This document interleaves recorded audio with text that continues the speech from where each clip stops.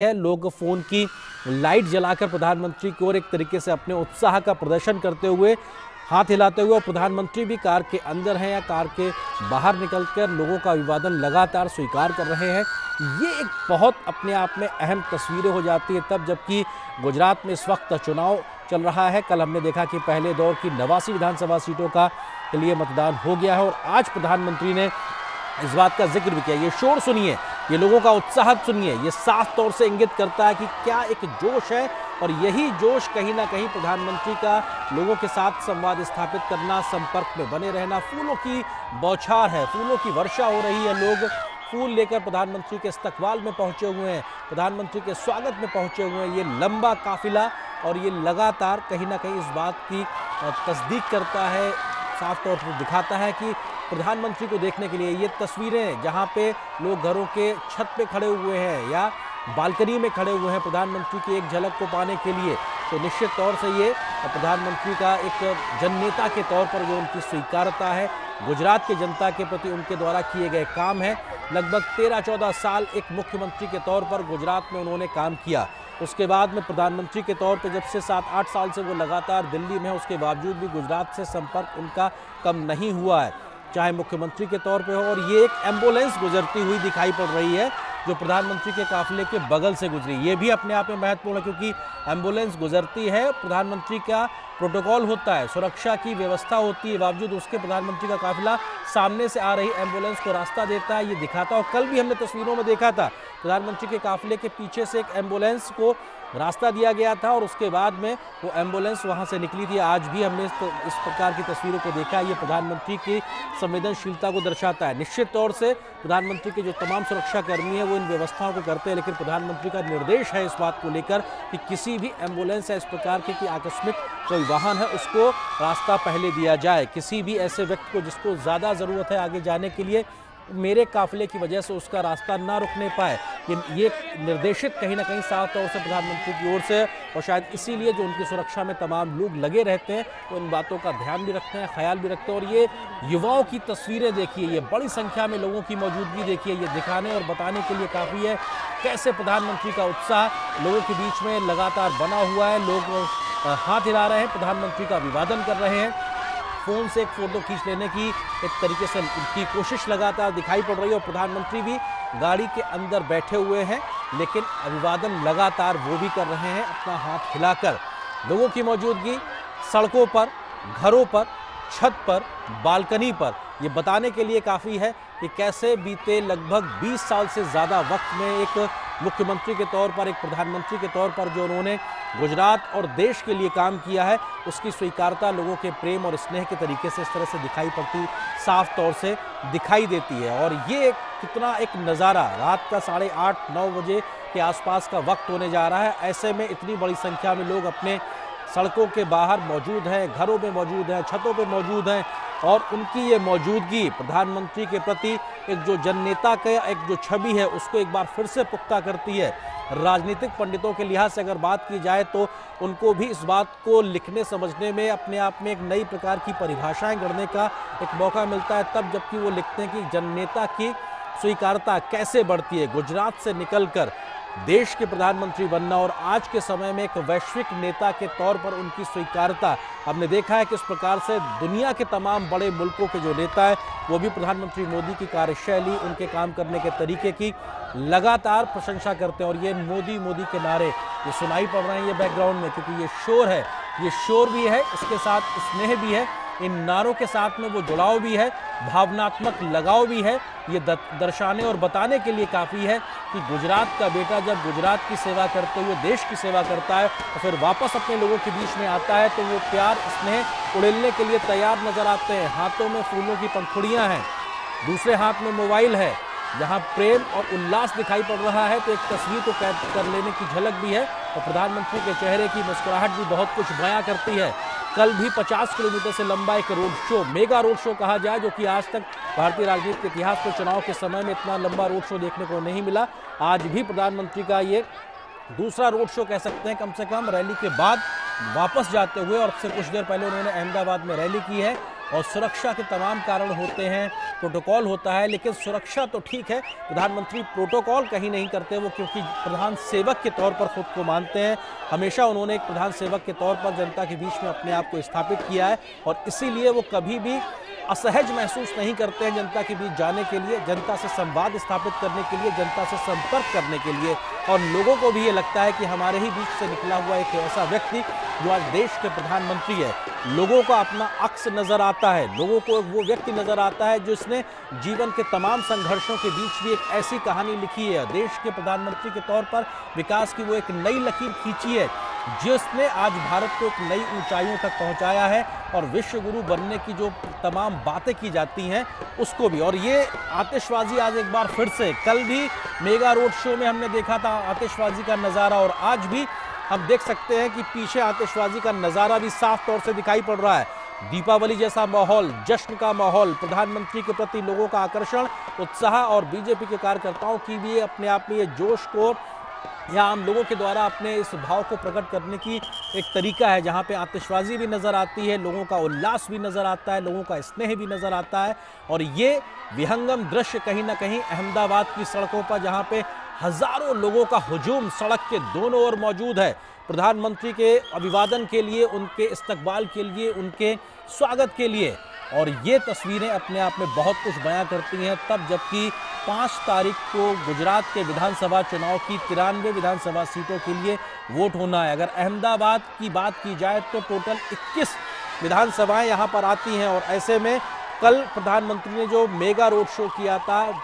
ये तस्वीर एक बार फिर से देखिए, एम्बुलेंस को निकलने का रास्ता दिया गया है और ये एम्बुलेंस निकल के जाती हुई, निश्चित तौर से भले ही राजनीतिक व्यस्तताएं हो, प्रधानमंत्री का सुरक्षा का ध्यान रखना हो, प्रोटोकॉल का ध्यान रखना हो, लेकिन एम्बुलेंस को जगह देना इसमें कहीं कोई कोताही नहीं है, क्योंकि ये निर्देश खुद प्रधानमंत्री की ओर से है। वो जो वीआईपी कल्चर था वो खुद प्रधानमंत्री ने खत्म किया। हम जानते हैं कि एक समय था हिंदुस्तान में जब हर एक दूसरी गाड़ी पे कई बार नीली या लाल बत्ती नजर आती थी, आज के समय में वो वीआईपी कल्चर नहीं है और प्रधानमंत्री इस बात के लिए निर्देशित करते हैं कि उनके काफिले की वजह से किसी भी प्रकार से कोई व्यक्ति जो मजबूरी में है, अगर कोई एम्बुलेंस है जिसको पहले जाने की ज़रूरत है, उसको जाने दिया जाए। ये प्रधानमंत्री के ही निर्देश हैं, जिसकी वजह से कभी अगर ऐसी स्थिति परिस्थिति होती है तो एम्बुलेंस को पहले जगह मिलती है। और वही एक बार हमने फिर से तस्वीरों में देखा, कल भी हमने तस्वीरों में देखा था। हमारे सहयोगी शैलेंद्र मिश्र हमारे साथ में जुड़ गए हैं, जो इस वक्त लगातार गुजरात के चुनाव पर बिल्कुल बारीक नजर रखे हुए हैं। पहले चरण के चुनाव में भी वो लगातार इस बात की देख रहे थे किस प्रकार का वोटिंग पैटर्न रहा है। कल के मेगा रोड शो में भी शैलेंद्र ने लगातार कवरेज की थी और एक बार फिर से शैलेंद्र हमारे साथ मौजूद है। शैलेंद्र, लगातार वो दूसरा दिन जब हम देख रहे हैं धुआंधार चुनाव प्रचार, 3 रैलियां कल, 4 रैलियां आज, कल का मेगा रोड शो और आज का दूसरा मेगा रोड शो हम देखते हुए नजर आ रहे हैं और वही उत्साह अहमदाबाद की जनता में, हजारों की संख्या में लोग मौजूद, आतिशबाजी का नजारा। शैलेंद्र, क्या आप मुझे सुन पा रहे हैं? संभवतः शैलेंद्र तक हमारी आवाज नहीं पहुंच रही। हम कोशिश करेंगे उनसे संपर्क करने की, लेकिन निश्चित तौर से ये तस्वीरें बहुत कुछ बयां करती हैं, आतिशबाजी के नज़ारे बहुत कुछ बयां करते हैं, लोगों का हुजूम, ये संख्या, जनसैलाब सड़कों पर उमड़ता प्रधानमंत्री की एक झलक पाने के लिए, वो बहुत कुछ बयां करता है। और प्रधानमंत्री के इस काफिले के आगे जाते समय जिस वक्त एम्बुलेंस को वहां से निकलने की जगह दी गई, ये प्रधानमंत्री की संवेदनशीलता को दर्शाता है, क्योंकि उनके ही निर्देश हैं कि ऐसी किसी भी वाहन को पहले जगह दी जाए जिसको पहले निकलने की ज़रूरत है, क्योंकि किसी की जान को खतरा ना होने पाए, भले ही कोई स्थिति परिस्थिति क्यों ना हो। और शायद इसीलिए कल भी हमने वो तस्वीरें देखी और आज भी। शैलेंद्र हमारे सहयोगी हमारे साथ जुड़ गए। शैलेंद्र, किस तरीके से आज का एक बार फिर से मेगा रोड शो और हजारों की संख्या में लोगों की मौजूदगी? निश्चित तौर पर देख रहे हैं आज वही उत्साह लोगों में देखने को मिल रहा है। अहमदाबाद की सड़कों पर आज वही उमंग देखने को मिल रही है, जब हम देख रहे हैं कि कल जिस तरह से भारत के राजनीतिक इतिहास का सबसे बड़ा रोड शो देखने को मिला था और सड़कों पर एक समुद्र सा उमड़ा था, आज हम देख रहे हैं प्रधानमंत्री नरेंद्र मोदी के इस रोड शो में लोग नारे लगा रहे हैं। और कल प्रधानमंत्री के काफिले ने जैसे ही ये जाना कि एक एम्बुलेंस गुजर रही है तो उसको रास्ता दिया गया था। और आज भी हम देख रहे हैं कि एम्बुलेंस को रास्ता दिया गया है। ये प्रधानमंत्री नरेंद्र मोदी का हमेशा दिशा निर्देश रहता है कि अगर कोई जरूरतमंद इस तरह से उसे आगे जाना है, कोई एम्बुलेंस अगर काफिले में आग के बीच में इंतजार करती नजर आती है तो तुरंत रास्ता दिया जाए, और वही होता हुआ हम देख रहे हैं। मानवीय पहलू जो प्रधानमंत्री का कई बार नजर आता है, हम देखते हैं, तो इस रोड शो में हम वो भी होता हुआ देख रहे हैं। तो निश्चित तौर पर आज की जो तस्वीरें हैं वो ये दिखाती हैं कि किस तरह से प्रधानमंत्री नरेंद्र मोदी से लोग मुखातिब होना चाहते हैं, उनसे मिलना चाहते हैं, नजदीक से उन्हें देखना चाहते हैं, मोबाइल कैमरों में तस्वीरें कैद करना चाहते हैं। और जनसभा में आने से पहले जिस तरह से सड़कों के दोनों तरफ एक हुजूम उमड़ा था, अब हम देख रहे हैं कि वही हुजूम, वही उत्साह, वही उमंग यहाँ पर गुजरात में अहमदाबाद की सड़कों पर देखने को मिल रहा। तो निश्चित तौर पर ये तस्वीरें बताती हैं कि भारतीय राजनीति इतिहास में एक नई कहानी, एक नया इतिहास लिखा जा रहा है। ये तस्वीरें बताती हैं कि दुनिया का सबसे लोकप्रिय प्रधानमंत्री, दुनिया का सबसे लोकप्रिय नेता जब गुजरात की धरती पर आता है, तब किस तरह से गुजरात की जनता, अहमदाबाद की जनता जुड़ाव महसूस करती है और सड़कों पर आकर अभिवादन करती है। ये तस्वीरें बताती हैं आर्यन किस तरह से बीते 27 वर्षों में गुजरात में विकास की एक कहानी लिखी गई है, जिससे गुजरात के हर वर्ग को फायदा हुआ है। गुजरात के युवाओं को नए सपने देखने का मौका मिला है, गुजरात के बुजुर्गों को एक सुरक्षित जिंदगी जीने का मौका मिला है, और साथ ही साथ हर वर्ग की चिंता की गई है, न केवल मध्यम वर्ग की बल्कि समाज के पायदान पर, अंतिम पायदान पर खड़े व्यक्ति की, जिसका जिक्र प्रधानमंत्री अपनी चुनावी जनसभाओं में करते रहे। और खासतौर पर आज हमने देखा जब उन्होंने इस बात की जिक्र किया कि किस तरह से गरीब महिलाओं को उनको अब धुआं नहीं झेलना पड़ता, कनेक्शन दिए गए हैं। जी आर्यन। शैलेंद्र, हमने देखा कि आज की अंतिम रैली से पहले जो अहमदाबाद में प्रधानमंत्री ने की, उससे पहले जो उनका रोड शो था उसमें वो माता भद्रकाली के मंदिर में पहुंच के जहां पूजा अर्चना करते दिखाई पड़ते हैं, वो तस्वीरें भी हमने देखी हैं। तो वहीं बाबा साहब भीमराव अंबेडकर की मूर्ति पर पुष्पांजलि भी अर्पित करते हैं। तो निश्चित तौर से जहां आस्था भी दिखाई पड़ती है, तो वहीं ऐसे महापुरुषों के प्रति समर्पण भी दिखाई पड़ता है जिन्होंने देश को रचने बसने और गढ़ने में, यहाँ तक आगे बढ़ाने में बड़ा योगदान दिया है। शैलेंद्र, निश्चित तौर पर आज हमने देखा कि पहली रैली को प्रधानमंत्री नरेंद्र मोदी ने संबोधित किया था, तब उसके बाद वहां पर मंदिर गए थे, और आज जब वो रोड शो करते हुए चुनावी जनसभा के लिए आ रहे थे, तब भी प्रधानमंत्री नरेंद्र मोदी मंदिर गए थे। और हम देखते हैं कि प्रधानमंत्री के देश में जहां जहां पर कार्यक्रम लगते हैं, प्रधानमंत्री नियमित तौर पर अपने आस्था को एक तरह से हम देखते हैं कि वो मंदिर जाते हैं और पूजा अर्चना करते हैं। वो उनके एक नियमित एक तरह से कहे कार्यक्रमों का हिस्सा है। दूसरी बात यह है कि हमने कल देखा कि जब देश का सबसे बड़ा रोड शो अहमदाबाद की सड़कों पर देखने को मिल रहा था, प्रधानमंत्री नरेंद्र मोदी ने नेताजी सुभाष चंद्र बोस, पंडित दीनदयाल उपाध्याय और सरदार वल्लभ भाई पटेल की प्रतिमा पर पुष्पांजलि अर्पित की थी, माल्यार्पण किया था। और ये दिखाता है कि देश के महापुरुषों को किस तरह से सम्मान दिया जाना है, देश के महापुरुषों के प्रति कृतज्ञता हमें प्रदर्शित करनी है, जिससे कि एक संदेश जाए कि इन महापुरुषों का योगदान है कि आज भारत इस स्थिति में खड़ा है, आज भारत उस पायदान पर खड़ा है जहां हम दुनिया के सबसे बड़े, सबसे विशाल लोकतंत्र को आगे बढ़ता हुआ देख रहे हैं। तो निश्चित तौर पर हम देख रहे हैं कि आजादी के अमृत महोत्सव में उन भूले बिछड़े नायकों को भी याद किया जा रहा है, जिनके बारे में कहा जाता है कि उनको बहुत इतिहास में उचित सम्मान नहीं दिया गया, उचित दर्जा नहीं दिया गया, और उनको देश और दुनिया बेहतर तरीके से जान सके, उसका भी अभियान चलाया गया है। आर्य, शैलेंद्र, अगर देखा जाए तो कई बार हमने देखा था, कई पहले समय में जो चुनाव होते थे वो जाति धर्म संप्रदाय के आधार पे कई बार हमने देखा है सीधी विभाजनकारी रेखाएं खिंचती दिखाई पड़ती थी। लेकिन अब मौजूदा समय में देखें तो प्रधानमंत्री के इस रोड शो में ही हर जाति धर्म संप्रदाय के खड़े हुए लोग, वेशभूषा के साथ पहुंचे हुए लोग दिखाई पड़ रहे हैं। क्या जो विकास के माध्यम से योजनाओं को जमीन पर उतारा गया है वो जात धर्म संप्रदाय से इतर हर एक तक पहुंचती हैं जो जरूरतमंद है? क्या ये एक बड़ी वजह है कि जहां पे हर एक तबके तक प्रधानमंत्री की स्वीकार्यता उनके काम के आधार पर दिखाई पड़ रही है? निश्चित तौर पर आनंद, आंकड़ों पर नजर डालें तो देखें जो सभी को आवास देने की जो प्रधानमंत्री आवास योजना है उसका फायदा किसे मिल रहा है। जो समाज के पायदान पर, अंतिम पायदान पर खड़ा व्यक्ति है, अनुसूचित जनजाति से आता है, अनुसूचित जाति से आता है, गरीब वर्ग से आता है, अल्पसंख्यक से आता है, उससे सबसे ज्यादा फायदा मिल रहा है। इसी तरह से जो बैंकों के खाते खोले गए, आप देखिए 44 करोड़ जो खाते खोले गए उसमें महिलाओं की संख्या कितनी बड़ी है। हम जानते हैं कि बैंकों में करोड़ों महिलाओं के खाते नहीं थे, आज खाते खुले हैं। तो निश्चित तौर पर गुजरात के विकास ने और देश के विकास ने विकासवाद का एक नया मॉडल सामने रखा है, जिसमें अब चुनाव विकासवाद के नाम पर लड़ा जाता है और बीजेपी उस विकास की धारा को आगे ले जाने की बात करते हुए जनता से वोट मांगती है। और दूसरी बात है कि जब गुजरात आते हैं तो हम देखते हैं गुजरात की अस्मिता, गुजरात के गौरव की भी बात होती है और बीजेपी, भारतीय जनता पार्टी गुजरात के विकास के साथ साथ गुजरात के गौरव और गुजरात की अस्मिता को जोड़ते हुए जनता के बीच जाती है। और तब जानते हैं कि प्रधानमंत्री नरेंद्र मोदी गुजरात के गौरव के प्रतीक हैं, गुजरात के बेटे हैं। लिहाजा यही वजह है कि जब भी कोई ऐसा विवादित बयान कांग्रेस पार्टी की तरफ से या किसी भी नेता की तरफ से प्रधानमंत्री के खिलाफ आता है तो उसकी कड़ी प्रतिक्रिया देखने को मिलती है। चुनाव में भी हमने बीते चुनाव में देखा है और भारतीय जनता पार्टी की तरफ से भी इसकी कड़ी प्रतिक्रिया होती है कि किस तरह से जब मुद्दों पर मुकाबला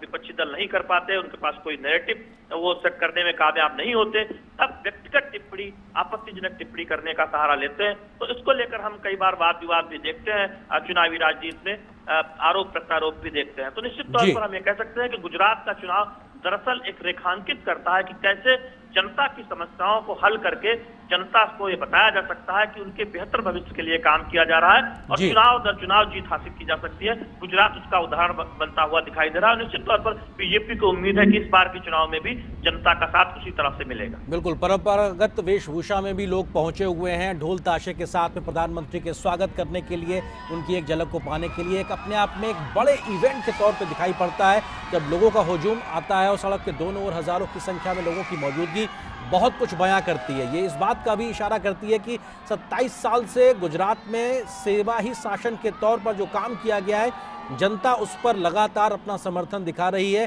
क्या इस बार भी वो समर्थन दिखाई पड़ता रहेगा, ये अपने आप में बहुत महत्वपूर्ण है। शैलेंद्र, हमने सुना है कि प्रधानमंत्री जब रैलियों में बोलते हैं तो अक्सर इस बात का जिक्र करते हैं कि यहाँ पर एंटी इनकम्बेंसी जैसी नहीं बल्कि प्रो इनकम्बेंसी है, यानी कि जो काम 27 साल में सेवा ही शासन के तौर पर किया गया उस पर जनता फिर से मोहर लगाएगी। और ये जो भीड़ है, ये जो जन सैलाब है, ये जो जन समुदाय का उमड़ा हुआ प्रेम और स्नेह है, ये उसी ओर इशारा करता दिखाई पड़ता है। शैलेंद्र, निश्चित तौर पर बीजेपी के रणनीतिकार बहुत प्रसन्न हो रहे होंगे कि जब प्रधानमंत्री चुनावी जनसभाओं में जनता से संवाद करते हैं और जिस तरह से समर्थन मिलता है, हाथ उठाकर जनता समर्थन देती है। जब प्रधानमंत्री किसी मुद्दे पर जनता की राय जानना चाहते हैं और इस तरह के रोड शो में जब हर आयु वर्ग के लोग, हर जाति धर्म के लोग दिखाई देते हैं तो निश्चित तौर पर ये दिखाता है कि गुजरात की विकास यात्रा में सभी वर्गों को साथ लेकर चलने में प्रधानमंत्री नरेंद्र मोदी कितने सफल साबित हुए हैं। और उसका एक फायदा हम देखते हैं कि चुनाव दर चुनाव गुजरात में मिलता हुआ दिखाई देता है। और प्रधानमंत्री इस बात का जिक्र भी करते हैं रैलियों में कि देखिए आज का जो गुजरात है वो उसमें कितनी समस्याओं को हल किया गया है। आज के गुजरात में पीने के पानी के लिए महिलाओं को भटकना नहीं पड़ता, दूर 5 घंटे खराब नहीं करने पड़ते। आज के गुजरात में घरों में नल के जरिए पानी आता है। आज के गुजरात में खेतों में सिंचाई के लिए पानी उपलब्ध है। और इसलिए ये बहुत महत्वपूर्ण है क्योंकि गुजरात उत्तर भारत के उन राज्यों जैसा नहीं है जहां पानी की आसान उपलब्धता थी। यहाँ नर्मदा का पानी सैकड़ों किलोमीटर पाइप के जरिए, नहरों के जरिए घरों घरों तक और खेतों तक पहुंचाया गया, जो अपने आप में एक ऐतिहासिक उपलब्धि है और जिसको हम देख रहे हैं कि दूसरे राज्य उस मॉडल को लागू करने की कोशिश करते हैं, उस पर आगे बढ़ने की कोशिश करते हैं। तो निश्चित तौर पर आज का गुजरात जो दिखाता है कि कैसे आर्थिक बुनियादी ढांचे को बेहतर किया जा सकता है, कैसे विकास किया जा सकता है, कैसे फ्लाईओवर बनाए जा सकते हैं और कैसे पारदर्शी शासन दिया जा सकता है जिससे कि आम आदमी को, जो आम नागरिक है, उसको कल्याणकारी योजनाओं का अधिकतम फायदा मिल सके। तो निश्चित तौर पर गुजरात उसमें एक बेहतर उदाहरण के तौर पर सामने आता है। और यही वजह है प्रधानमंत्री अपनी रैलियों में कहते हैं कि अब वो दिन नहीं है जब 1 रुपया चलता था और सिर्फ 10 पैसा पहुंचता था। कांग्रेस के प्रधानमंत्री ये कहते थे अब 1 रुपया चलता है तो पूरा का पूरा रुपया सीधा गरीब के खातों में पहुंचता है, चाहे वो किसान सम्मान निधि हो या फिर आप अन्य सब्सिडी हो। और इसके साथ ही साथ अंतर्राष्ट्रीय स्तर पर जो ऊंची कीमतें होती हैं, अगर आप फर्टिलाइजर की बात करें तो उसका बोझ भी किसानों पर नहीं पड़ने दिया जाता, इस बात की भी चिंता की जाती है। तो निश्चित तौर पर इन मुद्दों के सहारे बीजेपी ये कोशिश कर रही है कि वो सत्ता में फिर से वापसी करे गुजरात में, और ये तस्वीरें कम से कम बीजेपी को सकून दे रही हैं। शैलेंद्र, अगर अहमदाबाद की, क्योंकि अहमदाबाद सबसे महत्वपूर्ण शहरों में से एक है गुजरात का, और अगर 2 दशक पहले की बात की जाए तो रात में इस वक्त सड़क पे इस प्रकार की भीड़ की उम्मीद करना भी संभव नहीं था, क्योंकि वो एक दौर था उन दशकों में जब गुजरात अपने दंगों के लिए जाना जाता था, कर्फ्यू के लिए जाना जाता था, शांति स्थापना नहीं थी, महिलाओं के लिए असुरक्षित एक तरीके से स्थितियां हुआ करती थी एक दौर में। लेकिन कैसे इन बीते वर्षों में यहाँ पे शांति स्थापित हुई है, ये अपने आप में बेहद महत्वपूर्ण है। और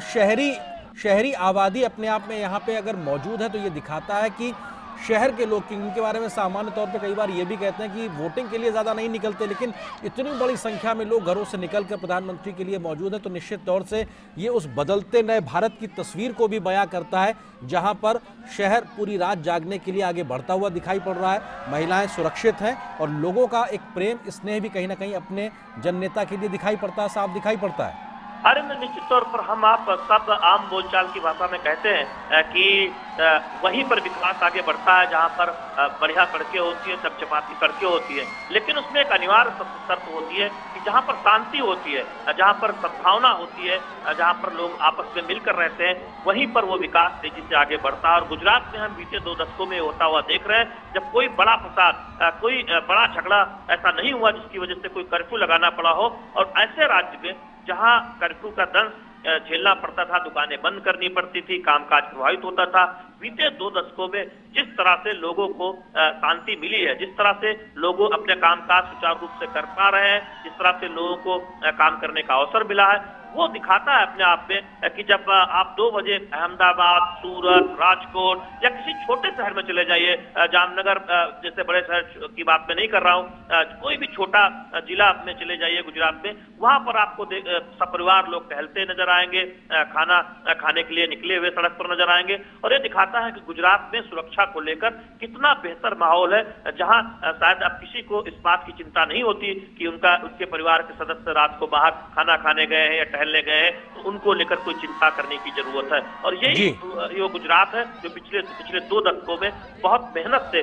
एक एक कदम आगे बढ़ के बनाया गया है। जिसमें सुरक्षित माहौल है, जिसमें चमचमाती हुई सड़कें हैं, जिसमें फ्लाईओवर है, जिसमें नए नए उद्योग धंधे हैं, जिसमें गरीबों की चिंता है और युवाओं के लिए अवसर है। तो निश्चित तौर पर बीजेपी इसीलिए स्वस्थ नजर आती है, इसीलिए भरोसा जताती है कि लगातार ये तस्वीरें जो है इसमें हम महिलाओं की संख्या भी अच्छी खासी देख रहे हैं, क्योंकि आप लगातार विकास की योजनाओं का जिक्र कर रहे थे, लोगों की, महिलाओं की आंखों से आंसू ना आ सके इसलिए उज्ज्वला योजना ऐसी व्यवस्थाएं की गई हैं, लकड़ी ना जलाना पड़े, चूल्हा उपलब्ध कराने की बात की गई है, घर में आयुष्मान कार्ड के माध्यम से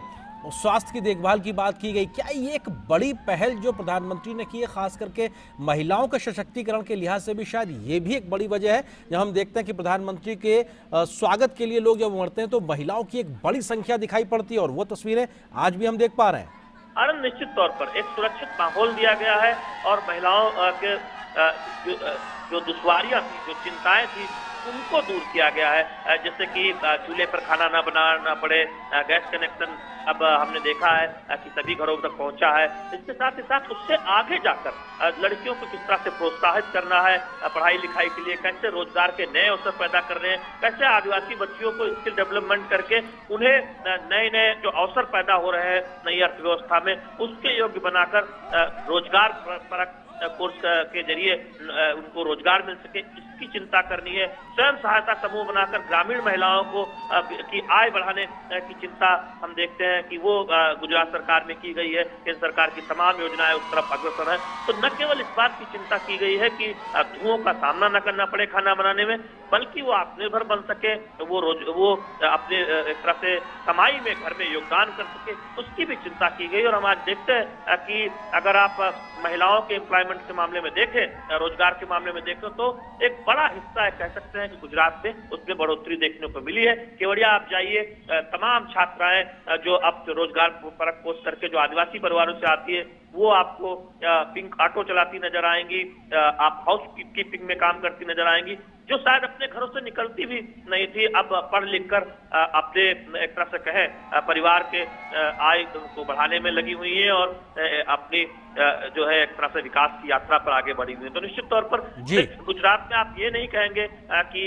गैस कनेक्शन ही दिया गया है, बल्कि इस बात की भी चिंता की गई है कि स्वयं सहायता समूह के जरिए ग्रामीण महिलाएं आत्मनिर्भर हो, इसके साथ ही साथ पशुपालन की तमाम योजनाओं के जरिए जिसमें ज्यादातर महिलाएं काम करती हैं, उसको सशक्त बनाने का काम भी किया गया। तो यही वजह है कि जो आप सड़कों पर देखते हैं तो न केवल पुरुष बल्कि बड़ी संख्या में महिलाएं अभिवादन करते नजर आती है, स्वागत करती नजर आती है। और समय चाहे जो हो, चूंकि गुजरात में सुरक्षा को लेकर चिंता की जरूरत नहीं। और शैलेंद्र, अगर हम आज की प्रधानमंत्री की रैलियों का जिक्र करें तो आज हमने देखा कि प्रधानमंत्री ने साफ तौर से कहा कि कल के पहले चरण के चुनाव के समय ही कांग्रेस और अन्य विरोधी दलों के माध्यम से ईवीएम का रोना शुरू कर दिया गया। ये दर्शाता है कि कैसे विपक्षियों ने, खासकर से कांग्रेस के ऊपर उन्होंने इस बात का हमला किया कि उन्होंने अपनी हार स्वीकार कर ली, अभी से ईवीएम का रोना शुरू हो गया है।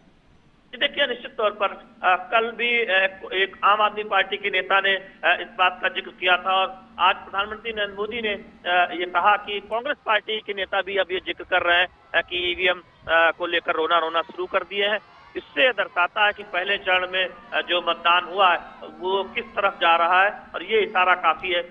दरअसल कि कांग्रेस तब भी समझ रही है कि जनता का उसको साथ नहीं मिलने वाला। तो निश्चित तौर पर हम चुनाव दर चुनाव में देखते हैं कि कई राजनीतिक दलों को जब ये लगता है कि वो शायद सत्ता में आने नहीं जा रहे हैं या सत्ता उनके हाथ से एक तरह से दूर है, तो ऐसे में वो ईवीएम का बहाना बनाते हैं। उसमें उनकी राजनीतिक एक रणनीति हो सकती है, कई बार अपने कार्यकर्ताओं का मनोबल बनाए रखना होता है। तो निश्चित तौर पर उस ओर इशारा प्रधानमंत्री नरेंद्र मोदी ने किया कि ईवीएम का रोना कांग्रेस के नेताओं ने शुरू कर दिया है। तो निश्चित तौर पर ये एक भरोसा दिखाता है बीजेपी का, प्रधानमंत्री नरेंद्र मोदी का, कि वो गुजरात में एक बार फिर से सत्ता में वापसी करने जा रहे हैं। और यही वजह है कि हम देख रहे हैं कि इतने धुआंधार प्रचार कल और आज प्रधानमंत्री नरेंद्र मोदी का चुनावी जनसभाओं के जरिए, ऐतिहासिक रोड शो के जरिए, और आज भी हम देख रहे हैं कि हम अहमदाबाद की सड़कों पर जनता का सैलाब उमड़ता हुआ। और निश्चित तौर पर अहमदाबाद और उसके आसपास जो मध्य गुजरात का इलाका है, वहां पर 16 और उसके आसपास की अगर विधानसभा मिला लें तो 23 विधानसभा आती है, जिसमें कई ऐसी महत्वपूर्ण विधानसभा है। खुद मुख्यमंत्री का चुनाव क्षेत्र है जहाँ से वो चुनाव लड़ रहे हैं। अगर आप थोड़ी दूर चले जाएं 60 किलोमीटर दूर तो वीरमगाम है जहाँ से हार्दिक पटेल चुनाव लड़ रहे हैं। मणिनगर है जो हम सब जानते हैं, बताने की जरूरत नहीं है, वो सीट की चर्चा में रही है बीते 2 दशकों में। तो निश्चित तौर पर इस तरह की तमाम महत्वपूर्ण सीटें हैं। बगल में मेहसाणा है जो बीजेपी का एक बड़ा गढ़ रहा है पिछले 1.5 दशकों से। अगर आप आगे चले जाएं तो पाटन है, उसके बाद बनासकांठा है जहां पर हम देखते हैं कि कांग्रेस और बीजेपी आमने सामने परंपरागत प्रतिद्वंदी के तौर पर कभी कांग्रेस जीतती रही है, कभी भाजपा आगे निकलती रही है। तो इस तरह की हम तमाम उन क्षेत्रों को देखते हैं जहां पर दूसरे चरण में चुनाव होना है, जिसमें मध्य गुजरात और उत्तर गुजरात के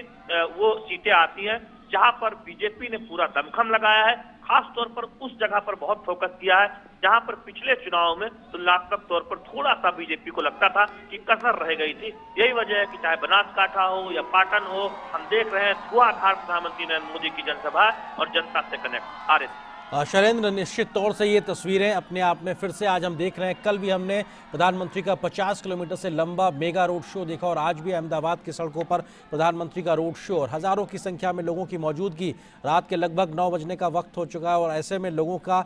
होना, प्रधानमंत्री की एक झलक पाने के लिए मौजूदगी और किस तरीके से लोग फूलों की वर्षा कर रहे हैं, वही तस्वीरें जो कल भी हमने देखी आज भी साफ तौर से दिखाई पड़ रहा है। आतिशबाजी के नज़ारे भी आज हमको फिर से दिखाई पड़े हैं। एम्बुलेंस भी आज जब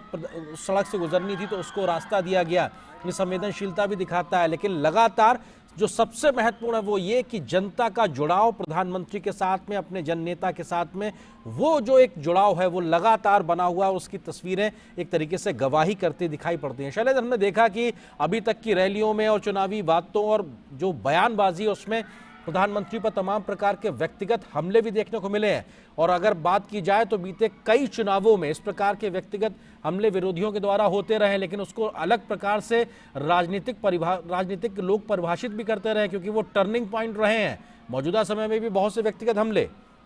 देखिए आरएस, 2007 का चुनाव हो, 12 का चुनाव हो, 17 का चुनाव हो या फिर अब 2022 का गुजरात का चुनाव हो और 2 लोकसभा चुनाव, प्रधानमंत्री नरेंद्र मोदी पर व्यक्तिगत टिप्पणियां खासतौर पर कांग्रेस के पार्टी के नेता करते रहे और उसका हमने देखा है कि उन्हें नुकसान उठाना पड़ा है। बावजूद इसके शायद मुद्दों की कमी की वजह से या फिर रणनीति न होने की वजह से या कई नेता चर्चा में आने की वजह से, जो भी वजह हो, हमने देखा है कि कई बार मर्यादा जो लक्ष्मण रेखा है वो लांघी गई है और बीजेपी ने उस पर कड़ी प्रतिक्रिया जताई है और गुजरात की जनता ने उस पर कड़ी प्रतिक्रिया जताई है। लोकसभा चुनाव में हमने देखा कि देश की जनता ने कड़ी प्रतिक्रिया जताई और उसका फायदा बीजेपी को मिला है। चाहे मौत का सौदागर सोनिया गांधी उस वक्त अध्यक्ष थी, 2007 में उन्होंने उस शब्द का प्रयोग किया था, या फिर नीच शब्द का प्रयोग हुआ, या चाय वाला कहा गया, या फिर औकात याद दिलाने की कोशिश हुई इस चुनाव में मधुसूदन मिस्त्री द्वारा, या फिर रावण कहा गया मल्लिकार्जुन खड़गे जो राष्ट्रीय अध्यक्ष बने कांग्रेस पार्टी के। इसके साथ ही साथ कुछ और बयान है दो दरअसल आपत्तिजनक और बेहद एक तरह से कहें कि इस श्रेणी में आते हैं कि किसी भी राजनेता को इस तरह के बयान नहीं देने चाहिए, खासतौर पर प्रधानमंत्री के खिलाफ जो सभी का होता है, और जो प्रधान सेवक है जो जनता की सेवा करते हुए हम देख रहे हैं कि गुजरात और देश को आगे ले जाने का काम कर रहा है। तो ऐसे में निश्चित तौर पर इन बयानों से राजनीतिक गर्मी तो बढ़ती है, लेकिन गुजरात की जनता इसे ठीक तरीके से नहीं लेती। हमने बहुत सारे लोगों से बात भी की इस बार, जब मल्लिकार्जुन खड़गे ने वो बयान दिया था, उससे पहले मधुसूदन मिस्त्री ने जब बयान दिया था, तो निश्चित तौर पर गुजरात की जनता इस बात से नाराज दिखती है कि आप मुकाबला कीजिए, आप मुद्दों पर कटघरे में खड़ा कीजिए, आप नीतियों पर सवाल उठाइए, आप नए अल्टरनेटिव कैसे दे सकते हैं, आपका अपना मॉडल क्या हो सकता है उस पर बात कीजिए, आप क्या जनता के सामने रखना चाहते हैं, किस विकास के मॉडल को रखना चाहते हैं, कैसे जनता की आकांक्षाओं को पूरा करेंगे, उसको सामने रखिए। लेकिन व्यक्तिगत टिप्पणियां, वो भी आपत्तिजनक टिप्पणियां, ये स्वीकार नहीं है गुजरात की जनता को, देश की जनता को। और हमने देखा है कि पिछले चुनाव में चुनाव दर चुनाव बीजेपी को इसका एक फायदा भी मिला है और जनता का जवाब भी मिला है राजनीतिक दलों को, राजनीतिक दलों के नेताओं को, जो इस तरह की टिप्पणियां करते रहे। बावजूद इसके इस बार के चुनाव में कई टिप्पणियां हुई है और दो कांग्रेस के बेहद प्रमुख नेताओं द्वारा टिप्पणियां हुई हैं। तो हम ये नहीं कह सकते कि किसी छुटभैया नेता ने इस तरह की टिप्पणियां की है। ये दरअसल सवाल उठाता है कि कांग्रेस की सोच आखिर क्या है, वो आखिर कौन सा विकल्प जनता के सामने रखना चाहती है, और विकल्पों की बात न करके आखिर वो व्यक्तिगत टिप्पणियां क्यों कर रही है। और यही वजह है कि बीजेपी जोर तोड़ से इस बात को सामने रख रही है कि कांग्रेस पार्टी हो या फिर दूसरे दल, उनके पास गुजरात के विकास के मॉडल को लेकर कोई विजन नहीं है। गुजरात में आगे क्या हो सकता है वो उसकी बात नहीं करते, या तो वो मुफ्त की रेवड़ी बांटने की बात करते हैं, या तो कुछ मुफ्त देने की बात करते हैं। ये नहीं बताते कि कैसे उसका वो पूरा किया जाएगा, कैसे गुजरात की जनता की बढ़ती हुई आकांक्षाओं को पूरा किया जाएगा, कैसे गुजरात के विकास की रफ्तार को आगे बढ़ाया जाएगा। और शायद यही वजह है कि बीजेपी को लगता है कि उसने अपने संकल्प पत्र के जरिए $1 ट्रिलियन इकोनॉमी बनाने का जो खाका सामने रखा है गुजरात की जनता को, एक बार फिर से वो लुभाने में कामयाब होगा और गुजरात की जनता का भरोसा बीजेपी जीतने में कामयाब होगी। क्योंकि एक विजन के तहत, एक मॉडल के तहत हर सेक्टर में किस तरह से विकास किया जा सकता है, कैसे युवाओं, कैसे आदिवासियों और कैसे जो एक सामाजिक जिम्मेदारी होती है, बुजुर्गों की चिंता की जा सकती है, उस पूरे मॉडल के साथ बीजेपी गुजरात में आगे बढ़ती हुई नजर आती है। और यही वजह है कि बीजेपी के नेताओं को भरोसा है एक बार फिर गुजरात की जनता का साथ बीजेपी को मिलेगा। शैलेंद्र, अगर बात की जाए तो प्रधानमंत्री ने आज की रैली में एक बात का और जिक्र किया है। जब उन्होंने धुआंधार आज चुनाव प्रचार किया, रैलियां की, उन्होंने कहा कि सरदार पटेल को लेकर, क्योंकि आपने केवड़िया का जिक्र किया था, कितनी दुनिया की सबसे बड़ी प्रतिमा वहां स्थापित की गई है, क्योंकि सरदार पटेल का एक बड़ा योगदान गुजरात के लिए, देश के एकीकरण के लिए रहा है। ऐसे में इसको कोई नकार नहीं सकता। वो कांग्रेस के एक सदस्य के तौर पर उन्होंने सेवाएं दी हैं, बावजूद उसके जब उनका इतना बड़ा आदमकद, दुनिया का सबसे बड़ी प्रतिमा खड़ी की जाती है, कोई भी कांग्रेस नेता वहां पर उनको नमन करने नहीं पहुंचा है, वहां पर उनको श्रद्धांजलि देने नहीं पहुंचा है, उनको याद करने नहीं पहुंचा है। इस बात का भी जिक्र प्रधानमंत्री ने आज की रैली में किया। ये साफ तौर से दिखाता है, उन्होंने लोगों से यह भी कहा कि जब कांग्रेस के नेता आपके पास आए तो उनसे ये सवाल पूछेगा, ऐसा क्यों है। देखिए आरएस, निश्चित तौर पर राजनीति का स्तर आप कहां पहुंच गया है, इस पर राजनीतिक दलों के नेताओं को चिंता करनी होगी, विपक्ष के नेताओं को चिंता करनी होगी कि कोई भी अगर स्मारक बनता है, कोई भी अगर मूर्ति लगती है, कोई भी ऐसी जगह जो दुनिया के आकर्षण का केंद्र होती है, उस जगह पर जानबूझ कर न जाना या फिर बिल्कुल उसका जिक्र न करना, क्योंकि वो विरोधी दल के नेता के